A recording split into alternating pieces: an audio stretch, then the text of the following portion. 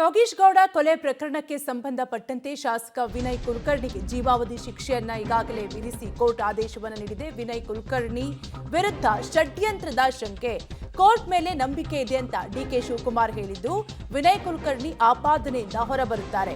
ಈ ಕೇಸ್ನಲ್ಲಿ ಬಿಜೆಪಿ ಕೈವಾಡದ ಬಗ್ಗೆ ಖಂಡ್ರೆ ಕೂಡ ಆರೋಪವನ್ನ ಮಾಡಿದ್ದಾರೆ. ನನ್ನ ಮಾತು ಸತ್ಯವಾಯಿತು ಅಂತ ಬಿಎಸ್ ಯಡಿಯೂರಪ್ಪ ಮತ್ತೊಂದು ಕಡೆ ಹೇಳಿದ್ದಾರೆ.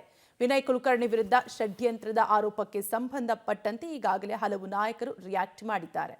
ನನಗೆ ನ್ಯಾಯಾಲಯದಲ್ಲಿ ಗೌರವ ಇದೆ, ಆದರೆ ಒಂದು ದೊಡ್ಡ ಒಳಸಂಚು ಇನ್ನೇನು ಬಿ ರಿಪೋರ್ಟ್ ಫೈಲ್ ಮಾಡೋ ಸಂದರ್ಭದಲ್ಲಿ ಸಿಬಿಐನವ್ರು ತಗೊಂಡ್ಕೊಂಡು ಒಂದು ದೊಡ್ಡ ಕಿರುಕುಳ ನೀಡಿ ಈ ಪ್ರಕಟಣೆ ಟ್ರಯಲ್ ಎಲ್ಲ ನೋಡಿದೆಲ್ಲ ನಾವು ನೋಡಿದ್ದೆ. ಸೊ ಒಳಸಂಚಿನಲ್ಲಿ ಇವತ್ತು ವಿನಯ್ ಕುಲಕರ್ಣಿನ ಇರಿಸಿದ್ದಾರೆ. ಇನ್ನ ಬೇಕಾದಷ್ಟು ಅವಕಾಶ ಇದೆ. ನಾನು ಚರ್ಚೆ ಮಾಡಿದ್ದೇನೆ, ಅವ್ರ ಜೊತೆ ಕುಟುಂಬದಲ್ಲಿ ಕೇಳಿದ್ದೇನೆ. ಅವ್ರು ನಂಬಿರುವಂತ ದೇವರ ಮೇಲೆ ಎಲ್ಲ ಕೂಡ ನನ್ನ ಹತ್ರ ಸತ್ಯ ಮಾಡಿದ್ದಾರೆ, ನಾನು ತಪ್ಪು ಮಾಡಿಲ್ಲ ಅಂತ. ಇವತ್ತು ಕೂಡ ನನಗೆ ಅವ್ರ ಮೇಲೆ ನಂಬಿಕೆ ಇದೆ. ಶಿಕ್ಷೆಗೆ ಗೌರವ ಕೊಡಬೇಕು, ಅದು ಬೇರೆ ವಿಚಾರ. ಆದ್ರೆ ನನಗಂತೂ ಅವರು ತಪ್ಪು ಮಾಡಿಲ್ಲ. ಮೇಲ್ಮನೆಗೆ ಅವಕಾಶ ಇದೆ. ಇದು ಒಂದು ಏನು ತೀರ್ಪು ಬಂದಿದೆ, ಆ ತೀರ್ಪಿಗೆ ನಾವು ನ್ಯಾಯಾಲಯ ತೀರ್ಪಿಗೆ ನಾವು ತಲೆಬಾಗಲೇಬೇಕು.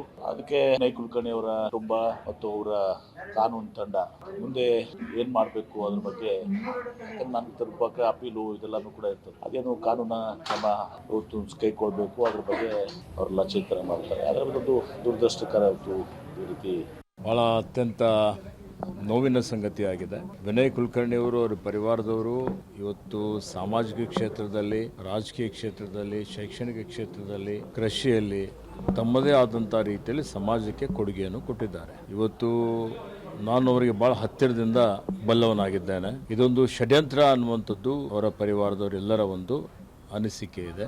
ಈಗ ಅವರಿಗೆ ಹೈಕೋರ್ಟ್ಗೆ ಹೋಗ್ತಾರೆ. ಇವತ್ತು ಸತ್ಯಕ್ಕೆ ಜಯ ಆಗ್ತದೆ, ಅವರು ನಿರಪರಾಧಿಗಳು ಅಂತ ಹೇಳಿ ಸಾಬೀತಾಗಿ ಹೊರಗೆ ಬರ್ತಾರೆ ಅನ್ನುವಂಥ ವಿಶ್ವಾಸ ಇದೆ. ಅದಕ್ಕೆ ನಾನೇನು ಹೇಳಬೇಕು ಅಂತ ತೋಚ್ತಾ ಇಲ್ಲ. ಇದು ನೋವನ್ನು ಸಹಿಸುವಂತ ಶಕ್ತಿ ಅವ್ರ ಕುಟುಂಬಕ್ಕೆ ಬರಲಿ ಅಂತ ಮಾತನ್ನ ಕೇಳಬಹುದು. ಈ ತರ ಘಟನೆಗಳು ಆಗಬಾರ್ದಾಗಿತ್ತು, ಆಗಿದೆ. ಸರ್, ನೀವು ವಿರೋಧ ಪಕ್ಷದಲ್ಲಿದ್ದಾಗ ಒಂದ್ ಮಾತು ಹೇಳಿದ್ರಿ ಸರ್, ಅದು ಸಾಕಷ್ಟು ವೈರಲ್ ಆಗ್ತಾ ಇರುವಂತದ್ದು. ಅಂದ್ರೆ ನಾವು ಅಧಿಕಾರಕ್ಕೆ ಬಂದಾಗ ಅವ್ರನ್ನ ಎಲ್ಲಿ ಕಳಿಸ್ಬೇಕು ಅಲ್ಲಿ ಕಳಿಸ್ತೀನಿ ಅನ್ನೋದು ಸಾಮಾಜಿಕ ಜಾಲತಾಣದಲ್ಲಿ ಇವತ್ತು ಸಖತ್ತು ವೈರಲ್ ಆಗ್ತಾ ಇರುವಂತದ್ದು ಸರ್. ಎಲ್ಲ ಏನ್ ಅಪರಾಧ ಆಗಿತ್ತು ಆ ಸಂದರ್ಭದಲ್ಲಿ ನಾನೇನ್ ಹೇಳ್ಬೇಕು ಹೇಳಿದ್ದೆ. ಇವತ್ತು ನಾನೇನ್ ಹೇಳಿದ್ದೆ ಅದೇ ಸತ್ಯ ಅನ್ನುವಂಥದ್ದು ಸಾಬೀತಾಗಿದೆ. ಅದೇ ಸೊ ಈ ತರ ಘಟನೆಗಳು ಆಗಬಾರ್ದಾಗಿತ್ತು, ಆಗಿದೆ. Not denied, justice delayed but not denied ಅನ್ನುವಂಥ ಒಂದು ಮಾತಿದೆ. ವಿಳಂಬ ಆದರೂ ಕೂಡ ಭಾರತದ ನ್ಯಾಯಾಲಯಗಳಲ್ಲಿ ನ್ಯಾಯ ಸಿಕ್ಕತ್ತೆ ಅನ್ನೋದಕ್ಕೆ ಪೂರಕವಾಗಿದೆ. ಇದಕ್ಕಿಂತ ಹೆಚ್ಚಿಗೆ ಕಾಮೆಂಟ್ಸ್ ಮಾಡೋದು ಸೂಕ್ತ ಅಲ್ಲ.